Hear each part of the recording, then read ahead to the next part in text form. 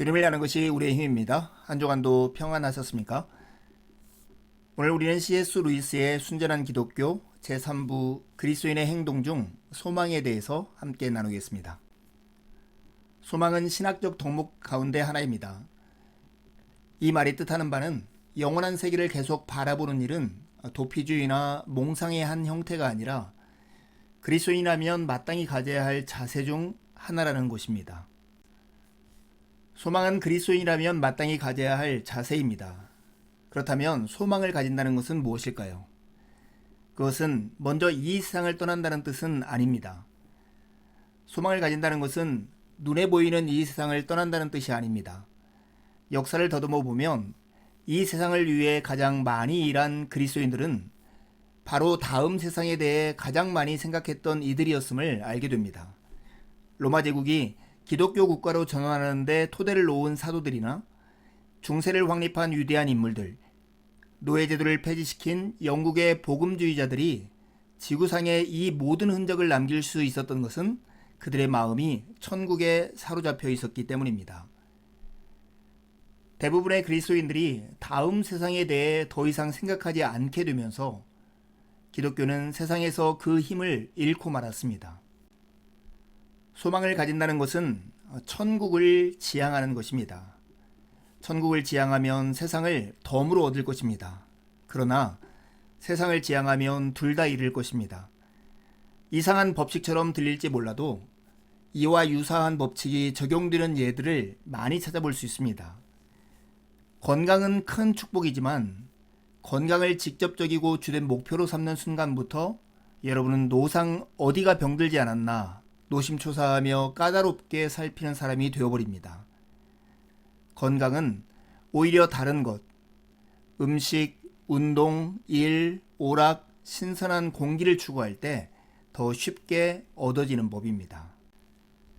그렇다면 어떻게 소망을 품고 천국을 바라며 살 수 있을까요? 사실 천국을 바란다는 것은 몹시 어려운 일입니다. 이렇게 천국을 바라기가 어려운 이유 중 하나는 우리가 그 훈련을 받지 못했다는 데 있습니다. 우리가 받은 교육은 전부 이 세상에 마음을 붙들어 놓는 것들이었습니다. 또 다른 이유는 천국을 정말 바라는 마음이 있을 때조차 우리 자신이 그것을 깨닫지 못한다는 데 있습니다. 대부분의 경우 진정으로 자기 마음을 들여다볼 줄만 안다면 자신이 이 세상에서 얻을 수 없는 무언가를 바란다는 사실, 그것도 간절히 바란다는 사실을 알 수 있습니다. 우리가 우리의 마음을 들여다보면 세상 것으로는 채울 수 없는 갈망이 우리 안에 있다는 것을 알 수 있습니다.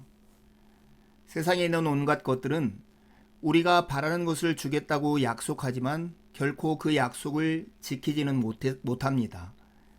처음 사랑에 빠졌거나 처음 이국을 그려볼 때 또는 처음 흥미로운 과목을 배울 때 속에서 솟구치는 갈망은 결혼이나 여행이나 배움으로 채워질 수 없는 갈망입니다. 아내가 훌륭할 수도 있고 여행 가서 묵은 호텔이 아름답고 경치가 빼어날 수도 있으며 화학 연구가 흥미로울 수도 있습니다. 그런데도 무언가 아쉬운 것이 있습니다. 우리 안에 채워지지 않는 갈망에 대한 잘못 대처하는 두 가지 방식이 있습니다. 첫 번째는 어리석은 사람이 택하는 방식인데요. 이런 사람은 모든 탓을 환경에 돌립니다. 그는 다른 여자를 만나거나 더 호화로운 여행을 하는 등등의 일을 하면 그때야말로 모두가 추구하는 신비한 무언가를 얻을 수 있으리라는 생각으로 평생을 보냅니다. 이렇게 전생애를 탕진합니다. 두 번째는 환멸에 빠진 지각 있는 사람이 택하는 방식입니다. 이런 사람은 모든 것이 환상이라는 결론을 일찌감치 내려버립니다. 이렇게 얘기하죠.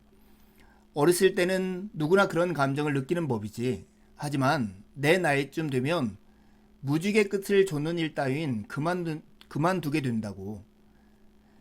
그는 현실에 안주한 채 매사에 지나치게 기대하지 않는 법을 배우고 자신의 표현대로라면 환상을 좇는 데 쓰이는 기능을 억누릅니다. 둘째 방식은 물론 첫째 방식보다는 훨씬 나은 것으로서 자신은 더 행복하고 사회에는 해를 덜 끼칩니다. 인간이 영원히 사는 존재만 아니라면 이것이야말로 최선의 선택일 것입니다. 그러나 무한한 행복이라는 것이 정말 있어서 우리를 기다리고 있다면 어떻게 되겠습니까?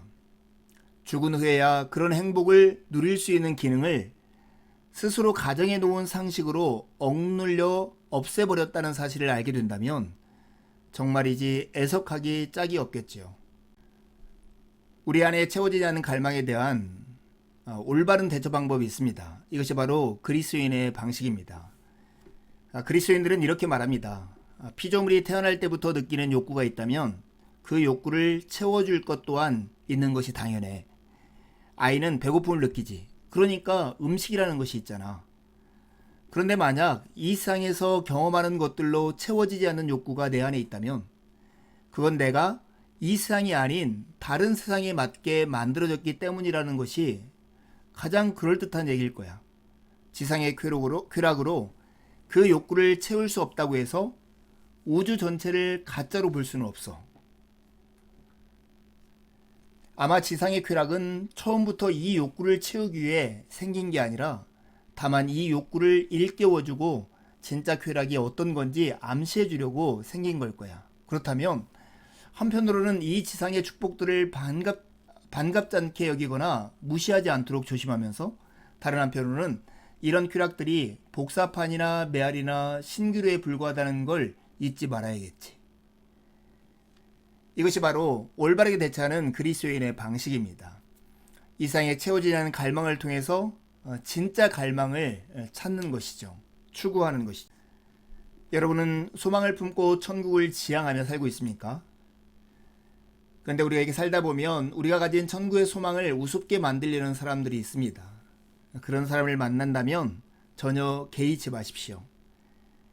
나는 영원토록 하프나 타면서 살고 싶지는 않다면서 그리스도인이 가진 천국의 소망을 우습게 만들려는 경박한 이들이 있는데 그런 사람들을 전혀 개의할 필요가 없습니다. 성경에 나오는 천국의 이미지들, 하프나 면류관이나 금 등은 표현할 수 없는 것을 표현하기 위해 상징적으로 동원된 것일 뿐입니다. 이러한 상징들을 문자 그대로 해석하는 사람은 비둘기처럼 되라는 그리스도의 말씀을 알을 낳으라는 뜻으로 이해하는 사람과 하나도 다를 바가 없습니다. 이제 두 가지 질문하고 마치려 합니다. 세상의 것들로 채워지지 않는 갈망에 대해 잘못 대처하는 두 가지 방식과 올바르게 대처하는 그리스도의 방식은 각각 무엇입니까? 두 번째 질문입니다. 소망을 품고 천국을 지향하며 살고 있습니까? 혹시 그렇지 못하다면 그렇게 살지 못하도록 하는 장애는 무엇입니까? 남은 한 주도 주님의 은혜를 의지해 살고 복된 주일에 함께 만나 기쁨으로 우리 하나님을 예배하시죠. 감사합니다.